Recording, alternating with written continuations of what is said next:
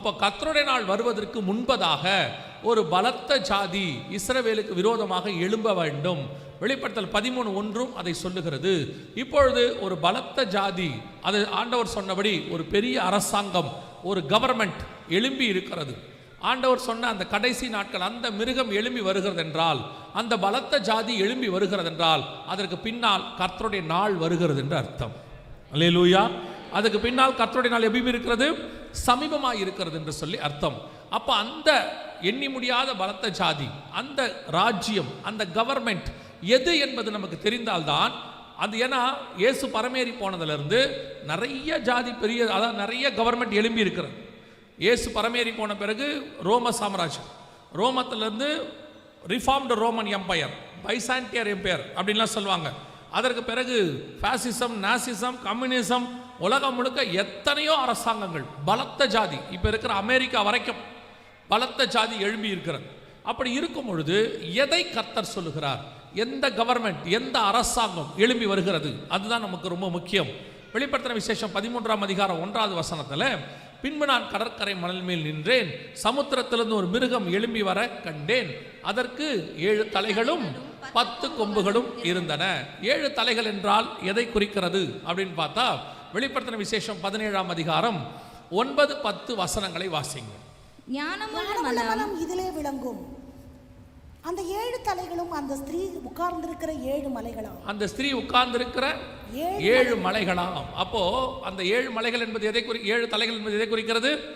7 மலைகளை குறிக்கிறது. 10 கொம்புகள் என்பது எதை குறிக்கிறது? அதே வெளிப்படுத்தல் 17-12 வாசிங்க.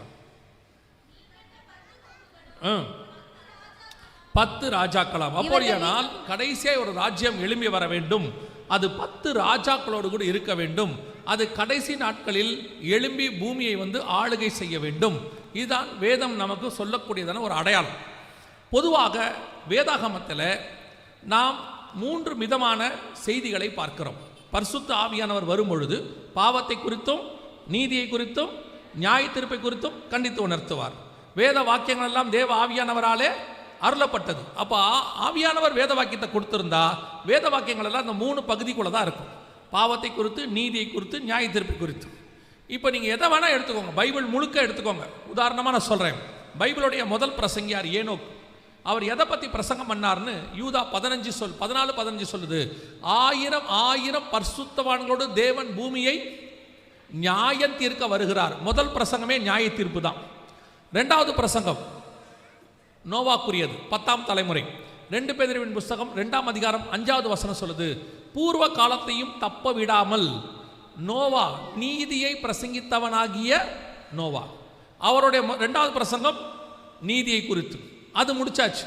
அடுத்து ஆபிரகாமுக்கு என் சொல்லுக்கு கீழ்ப்படிந்தார், மோசேக்கு என் பிரமாணங்களை எழுதி கொடுத்தேன். இது எல்லாமே எதை குறித்து இருக்கிறது அப்படின்னு பார்த்தீங்கன்னா, தண்டனை, நியாய தீர்ப்பு இதை குறித்து இருக்கிறது. அதன் மூலமாக தற்காலிக ஒரு பாவ மன்னிப்பு அதை குறித்து இருக்கிறது. ஆபிரகாம் கர்த்தரை விசுவாசித்தான், அது அவனுக்கு நீதியாய் எண்ணப்பட்டது, நீதியை குறித்து இருக்கிறது. இந்த 3ல தான் இருக்கும், அப்படியே முழுக்க இருக்கும். அதோடு இயேசு வந்துட்டார். முதல் பிரசங்கியார் பைபிளில் யோவான் ஸ்நானகன் எதை பற்றி பிரசங்கம் பண்ணார்? மனம் திரும்புங்கள், பரலோக ராஜ்யம் சமீபமாக இருக்கிறது, பாவத்தை குறித்து. அந்த மனம் திரும்பி அவங்களாம் என்ன எடுத்தாங்க யோவான் ஸ்நானகிட்ட? அது நீதியை குறித்து. இயேசு சொல்றாரு, இப்பொழுது இடம் கொடு, இது எல்லா நீதிக்கும் ஏற்றதாக இருக்கிறது. அப்படி மனம் திரும்பாதவங்களுக்கு யோவான் ஸ்நானகன் சொன்னது, நல்ல கனி கொடாத மரங்கள்லாம் வெட்டுண்டு நியாய தீர்ப்பை குறித்து. அடுத்து இயேசு, அவர் தான் பிரசங்கம், மனம் திரும்புங்கள், பரலோக ராஜ்யம் சமமாக இருக்கிறது. நீங்கள் பைபிள் முழுக்க எடுத்துக்கொள்ளுங்க, பாவத்தை குறித்து, நீதியை குறித்து, நியாய தீர்ப்பை குறித்து. இது 3 தான் இருக்கும்.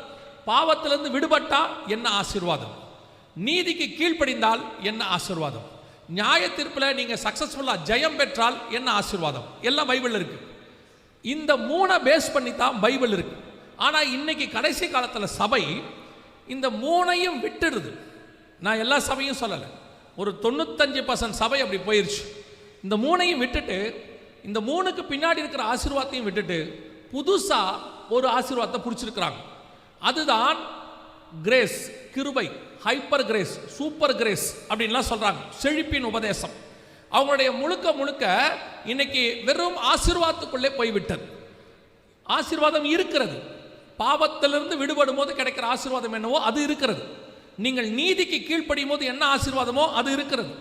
நீங்கள் நியாய தீர்ப்புக்கு தப்பிக்கும் போது என்ன ஆசீர்வாதமோ அது இருக்கு. ஆனா மூணுமே இல்லாம நான் பாவம் செய்வேன், ஆனா ஆசீர்வாதம் இருக்கு. நீ என்ன பாவம் செஞ்சாலும் கவலைப்படாத, கர்த்தர் உன்னை ஆசீர்வதிப்பார். இப்படி ஒரு உபதேசம் பைபிள்ல இல்லை. நீ கீழ்ப்படியாமல் போனாலும் கர்த்தர் உன்னை ஆசீர்வதிப்பார். அப்படி ஒரு உபதேசம்